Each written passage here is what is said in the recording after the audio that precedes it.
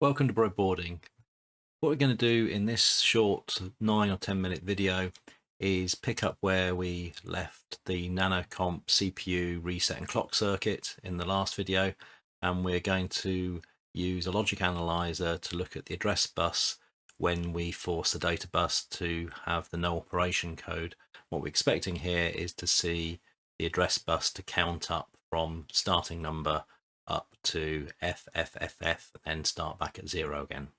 So what I'm just going to show you now, we've hooked up the microprocessor with a 4 megahertz clock and the reset circuit. I've hooked up a logic analyzer, so this is a Kingst LA 2016. So there's various models of these. This particular one has enough memory on it to be able to record, a number of seconds worth of signals at many megahertz. There's a cheaper version of this. I've also got a 2010. This doesn't have any memory on board and it relies on the USB bus to collect the data in real time. What I've found is that the 2016 one is much better. So basically it has 16 lines, 2 ground lines that need to be put into the board. And what this is going to do is just allow me to show you what happens to the address lines when we power this up. So let me just turn it off. And what we're going to do is to here, and I'm going to run, it's a Kingst Viz is the software that we're running here.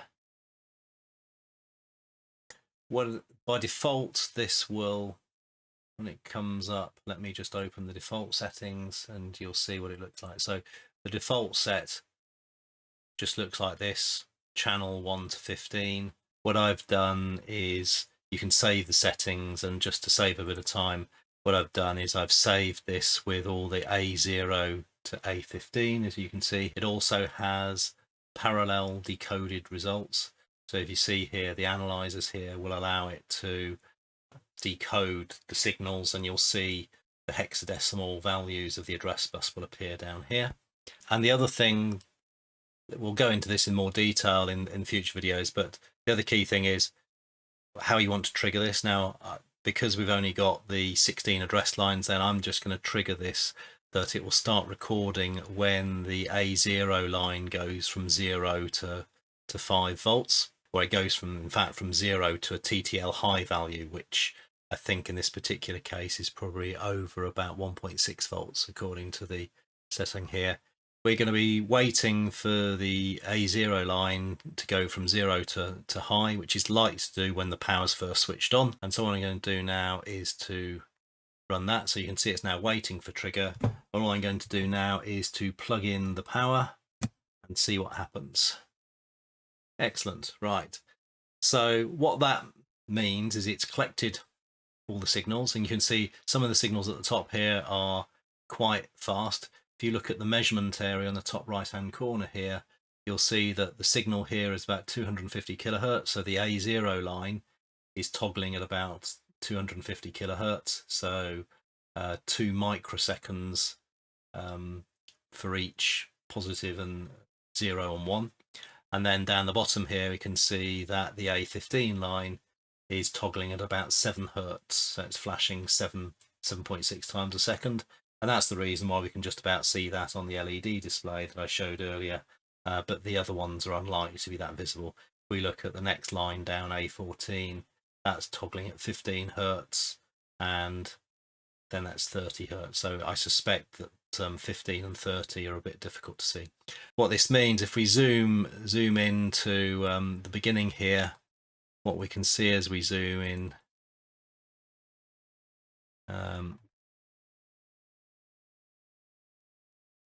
you can see that there's sort of we're getting these ones and zeros, and we can also see as we scroll out that it's a binary counting, and we're seeing the binary counting going. So what this indicates is that the no operation code takes 2 clock cycles. So this is the reason why we're seeing this at 250 kilohertz, which is 2 milliseconds, which is obviously 500 kilohertz. But because the address line toggles between 0 and 1, then that will then be half, so it's 250 kilohertz. So it's exactly what we would see. And what all this is doing is reading the same 1-2 hexadecimal no operation code, And what we can see here down the side here is that after the initial power fluctuations, you can see that the main value that you see on the bus here is FFFE. And when we look at the data sheet, we'll see that that is the defined value that will be seen on the address bus when the processor is in reset state. And we can see from when the power was originally turned on that the duration for the reset is probably about 125 milliseconds. If we look at the period there, the width there is 123 milliseconds. If you look on the top right hand side, so 123 milliseconds is how long it takes for the processor to come out of reset state. And then what it then does is, the first thing the processor does is at FFFE and FFF is what's called the reset vector.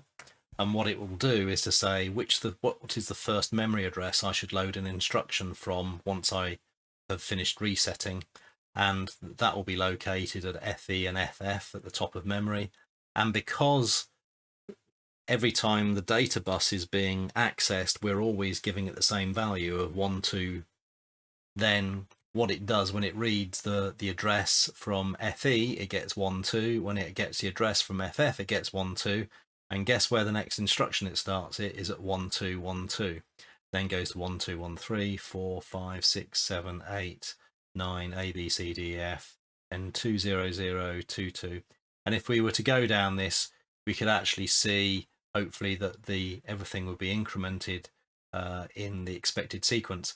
If, for example, I got the pins connected up wrong, for example, let's say I swapped two of the pins the wrong way around, what I might see is the counting sequence wouldn't be sequential like this. You'd see that sometimes it would jump because you'd have the say the 8 and the 16 bit were wrong. You'd see that things wouldn't count up in a sequence like this.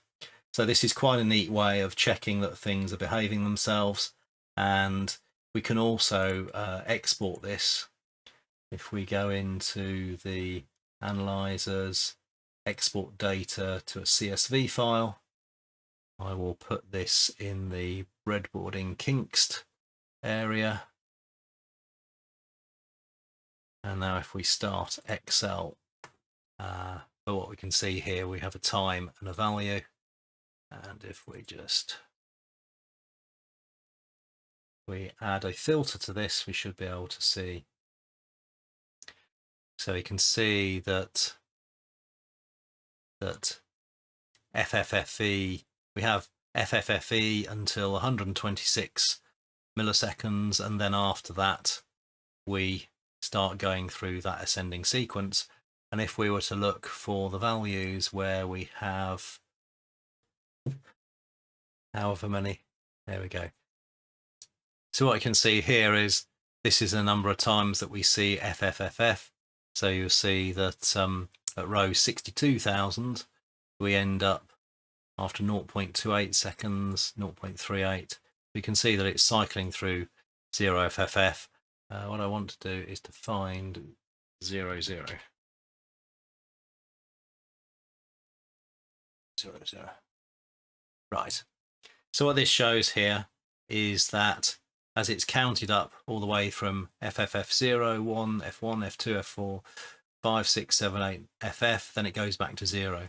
Now, it starts at 1212 because that is what the reset vector it gets from the data bus, because that's what we've set it to with our dip switches.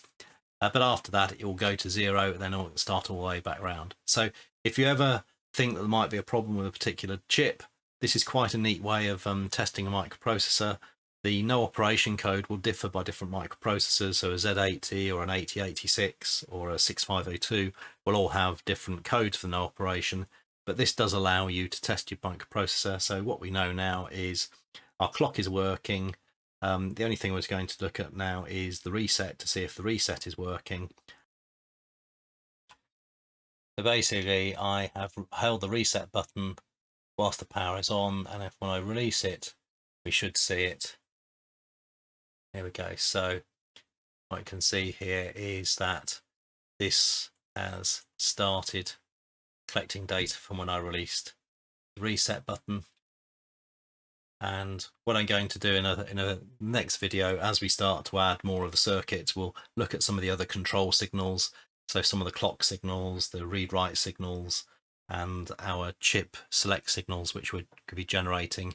And we'll have a look more at the control lines and see what happens. But you can see here, the address lines are counting up sequentially, starting at 1212, which is what our current reset vector is, and going all the way up to FFFF, and then starting back at 0 again. And it's doing that at the frequency of the A15 line, so this is happening every 7 or 8 seconds.